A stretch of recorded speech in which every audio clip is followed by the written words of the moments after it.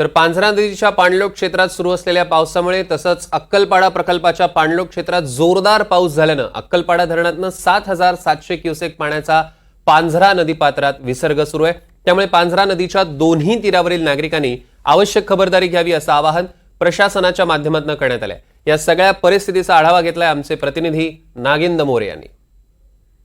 सागरी माळमाथा परिसरामध्ये गेल्या 4 दिवसापासून होत असलेल्या मुसळधार पावसामुळे धरण क्षेत्रामध्ये पाण्याच्या पातळीत मोठ्या प्रमाणात वाढ झाली आहे।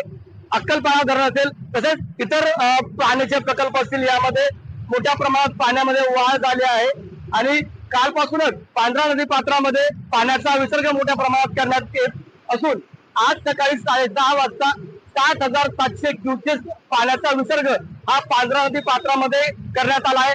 सध्या आपण धुळे शहरातील पांझरा नदी पात्रातील वर्षी पुलावर आपण उभा आहोत आणि आपण या ठिकाणी पाहू शकतो की सकाळीच पाण्याचा विसर्ग मोठ्या प्रमाणात करण्यात आल्यामुळे आता पांझरा नदी पात्रामध्ये पाण्याच्या पातळीमध्ये मोठ्या प्रमाणात वाढ होत आहे आणि सुरक्षेच्या कारणास्तव या ठिकाणी आपत्कालीन यंत्रणा आहे त्यांना देखील सज्ज करण्यात आला आहे आणि आता काही वेळाने हा पूल देखील पाण्याखाली जाण्याची शक्यता या ठिकाणी विभागाच्या वतीने वर्तवण्यात आली आहे। त्यामुळे दोन्ही बाजूची वाहतूक आता बंद करण्याचं काम या ठिकाणी आपत्कालीन प्रशासनाच्या वतीने करण्यात येत आहे। त्यामुळे पाणी क्षेत्रामध्ये होत असलेल्या वाढ हे लक्षात घेता नदीकाठील गावांना तसेच नागरिकांना सतर्कतेचा इशारा प्रशासनाच्या माध्यमातून देण्यात आला आहे। एनडीटीव्ही मराठीसाठी नागेंद्र मोरे, धुळे।